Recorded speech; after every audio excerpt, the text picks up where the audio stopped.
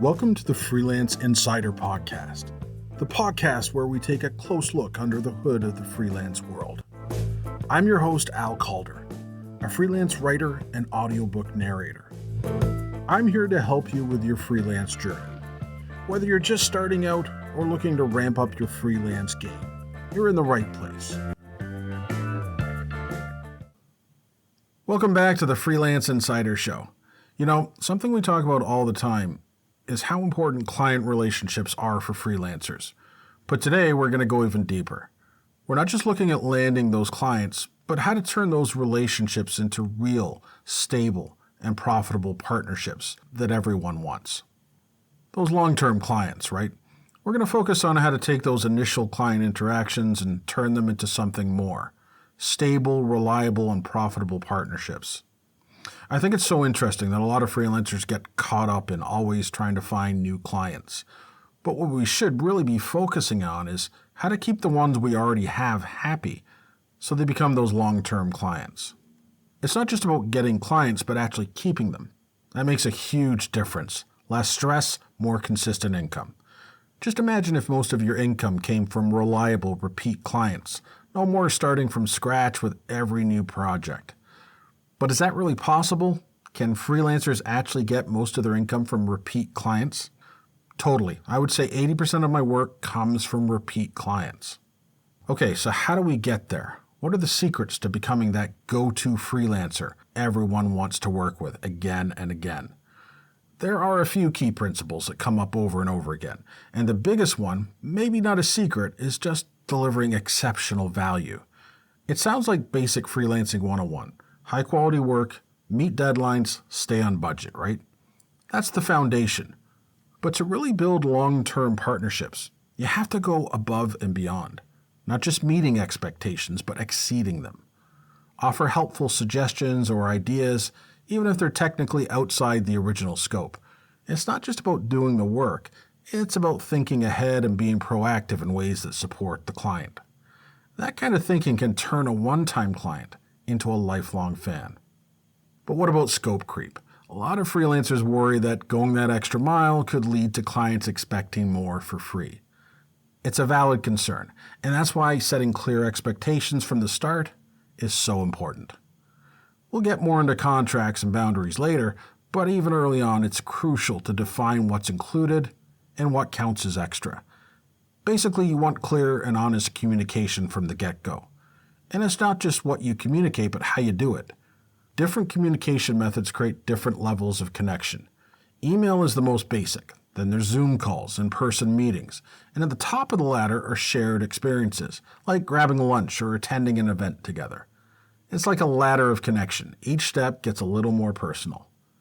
Think about your personal relationships. You wouldn't build a deep friendship through email alone.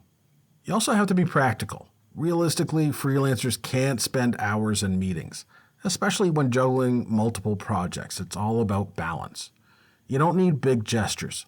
Sometimes it's just choosing a video call instead of an email, or asking how their weekend was. Little human moments matter.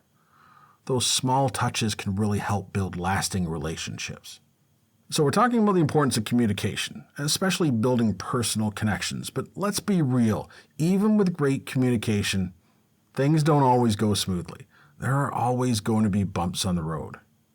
And that's where managing expectations becomes crucial.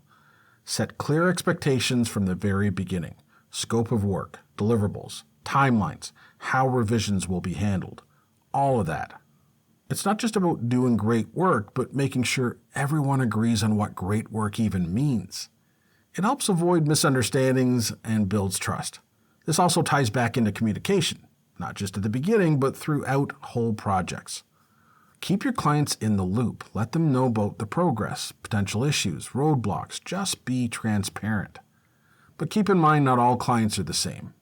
Each client has their own communication style. It's important to adapt your style to fit each client. Like some want detailed updates. Others prefer just the highlights. It's about learning to speak their language. But it's also important to understand your communication style and set your own boundaries. If you work best in focused chunks of time, don't feel like you need to check your inbox constantly. Set specific times to respond to emails and messages.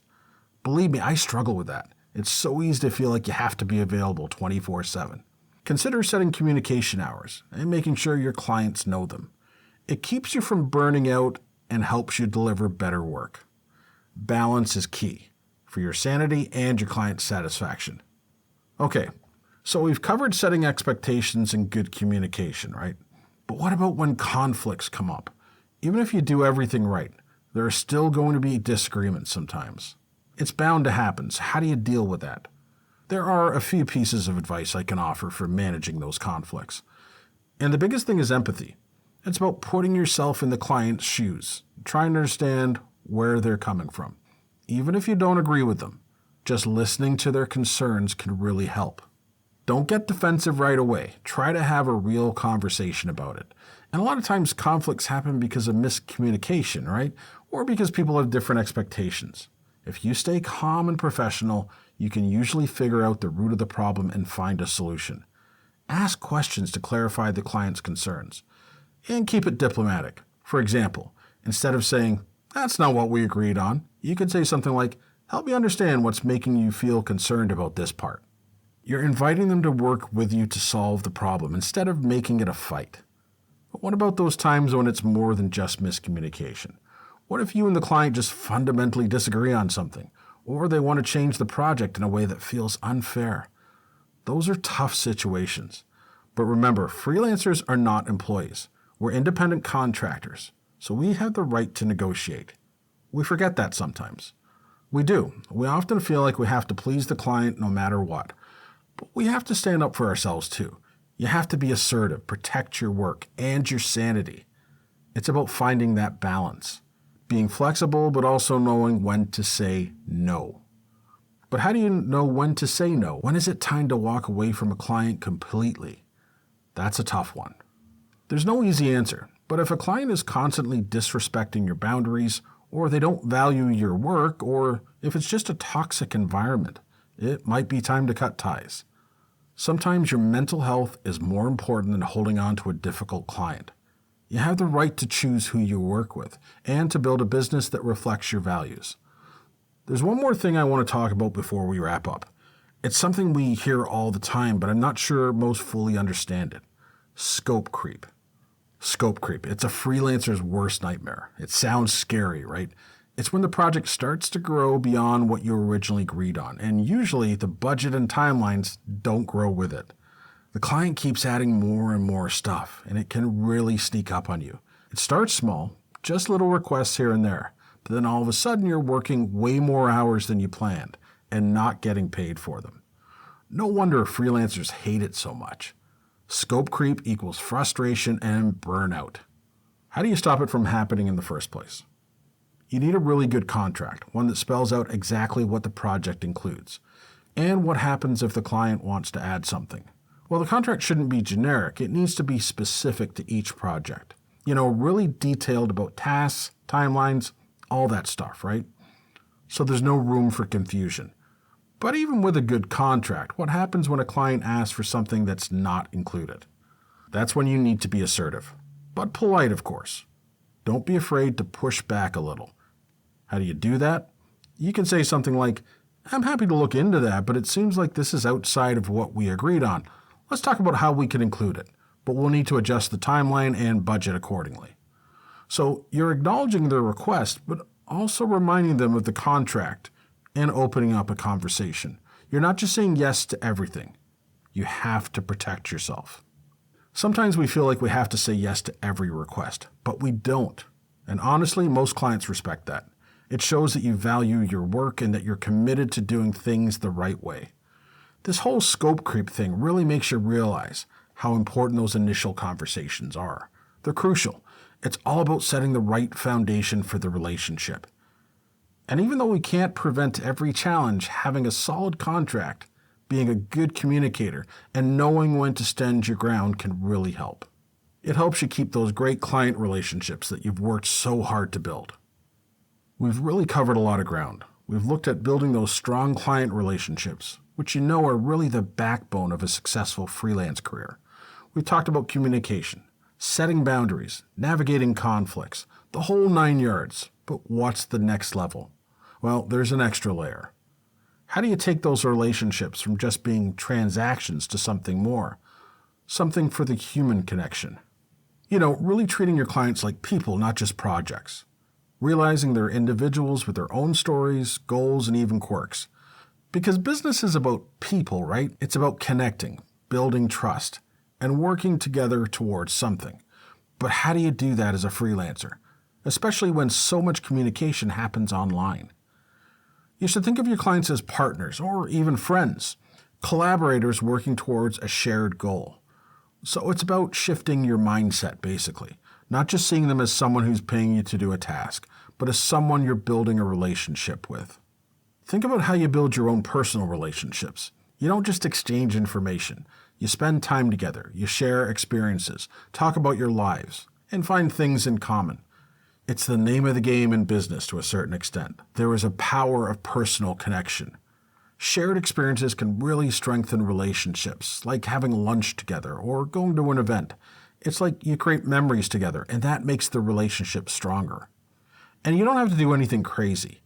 I'm not talking about taking every client to a World Series game, but it could be something as simple as choosing a video call instead of email, or just taking a minute to chat about their weekend. Just acknowledging them as a person. I think those little things can make a big difference. Okay, so we've got communication, shared experiences. What else? Trust is a big one. Honesty and transparency.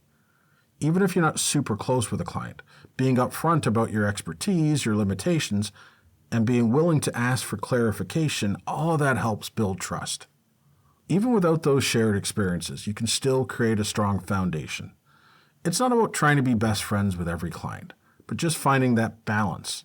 Being professional but also personable without being, too over the top. You don't want to make anyone uncomfortable, but you should genuinely try to care about your client's success. Go beyond just completing the task they give you.